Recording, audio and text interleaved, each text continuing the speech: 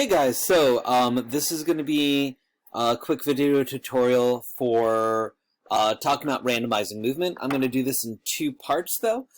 So this first part is just going over the basic structures of how to randomize movement. The second part is actually going to be watching me go through applying this to code. So if you feel comfortable after seeing this presentation and going into code, you can. But that second video that I'm going to load of me going through the actual code and putting my ideas into actual code might be helpful for a lot of you.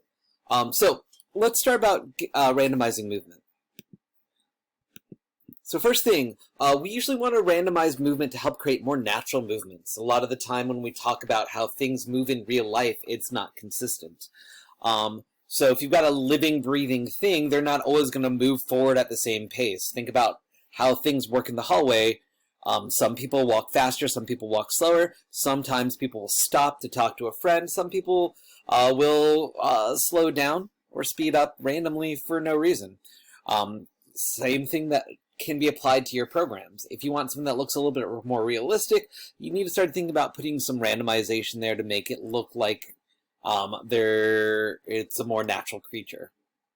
So, at our level of coding, there are two basic ways to add randomness to movement.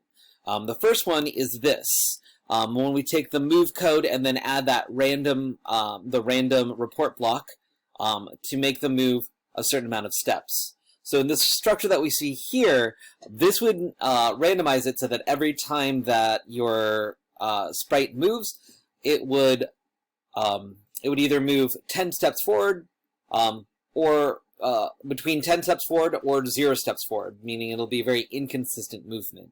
A variation on this that you can also use is change x by, and you'll of course use the pick random movement there. The difference between these two structures is the amount of control that you have. So move allows you to curve objects and change with turn. Because remember, move is moving in the direction that your sprite is rotated towards. So if your sprite is rotated at an angle, it would go at that angle rather than going in the straight line. So you may want to think about how you want it to move across the screen. If you want it to move across the screen in a kind of curvy, wavy fashion or a zigzag motion, this is probably going to be the better block for you.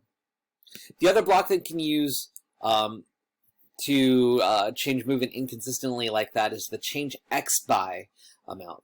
For a lot of our programs, they're going to be the move and the change are going to be very, very similar. Where you might want to use the change x by is if you have a straight moving shot or enemy that goes across the screen, but if you want it to rotate to make it look like it's spinning, such as if it's a ninja star or a buzzsaw or some kind of starfish that spins as it moves, think about the hedgehog that we'd used in the platforming program when we were still learning about movement. The change x by is going to be better. Why? Because if you've got a rotating object, remember the move command moves in direction that you're pointing. So if you've got a rotating object, what's going to happen is you're going to have, if you use the move command here, it's going to move in a spiral kind of motion, like that, across the screen.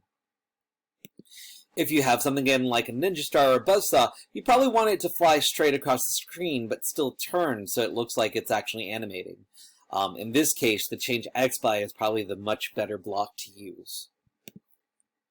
Second thing that you can do is change the direction that your object is moving. So these two, this structure here and this structure here, the second structure really only uses or works with structure 1. Because both of these are dependent upon which direction that you're moving in. So, similar to the difference between move and change, structure 2 and its variation are turn or point. And this is important considering to consider how far you actually want something to turn or move or curve. When we talk about turn turn randomly like this, that means that your object can actually move and rotate and move in the opposite direction. So if you follow my mouse here, that means your object, if it's moving randomly, can move and turn the other direction or turn over here. It's got that kind of free movement, so it's not going to be a perfect right to left movement. It's going to kind of meander around the stage a little bit more randomly. The point and direction allows you a lot more control because it allows you to control exactly where it's pointing. So your range is going to determine where it's going to be able to go towards. So if I take a look at the direction chart here, if I use the random numbers around -90, let's say give it a range of -60 to -130, it's always going to face this kind of leftward direction, but sometimes it's going to face up, sometimes it's going to face downwards, but it'll always move towards this area. Direction allows you to limit that movement to a very, very specific range. So if you want it to move in a specific direction, but angle up or down in that direction, point is going to be your better movement to use. So notice again, turn, you have no control over where it's going to end up. Your sprite is going to move all over the screen, up and down. How greatly depends upon the numbers that you put in, but there's always the possibility that it'll turn completely around and move in the wrong direction. Point ensures that you control exactly which direction it's going to go in. So if you know, for instance, if you've placed an enemy cannon in the right corner and your enemy that you're shooting this way is going to be like cannonballs flying across the screen, going in different directions, you can then use it to do that.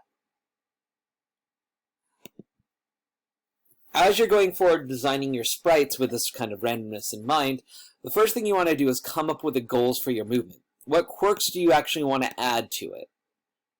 So you have to think about the nature of the sprite that you're going with and what you think that sprite might do in a more natural environment. Second, you want to place your code for one part of the goal. So start thinking about like one aspect of the movement that you want to do. So you might have a couple things that you're thinking about. Always start with one, work through that one part of the movement until you get that movement working right before you move on to the second one. The more code you put in, the harder it is to identify where the bugs are going to arise. So you always want to take one idea, one thing first, and try and perfect that before implementing any second or third ideas that you want to do with movement. Because your third step here is debugging and adjusting your code to fit what you want it to do. Remember, very few times in coding will your code work perfectly the first time you put it in. Editing and improving your code is an expected part of the process. So don't expect things to be perfect the first time. Even professionals have to go back and debug. If you have any, if you want any examples of that, look at so many video games come out with random bugs in it. Nothing is ever perfect the first time you put it out. Last but not least, repeat steps 2 and 3. Implement other parts of your code for one part of your goal, and then continue to debug until you've got all your goals in. So, here's an example of the goals I've set for myself for my program. I've got a dragonfly in my cloud shooter program. I want the dragonfly to not move forward consistently. If you ever watched a dragonfly in real life, sometimes they dash forward, sometimes they hover in place. I want to make mine do the same kind of thing so that it moves forward at an inconsistent pace. Second, dragonflies do not always fly in straight lines. I want my dragonflies to change direction randomly, but I don't want it to wander all over the screen. I want it to still move towards the left side of the screen. You can see video 2 to watch me implement this code and work through this. If you feel comfortable trying to experiment with it now, go straight into your code and start implementing it as part of your enemy. You can either create a new enemy, or you can adjust the enemies that already exist in your code.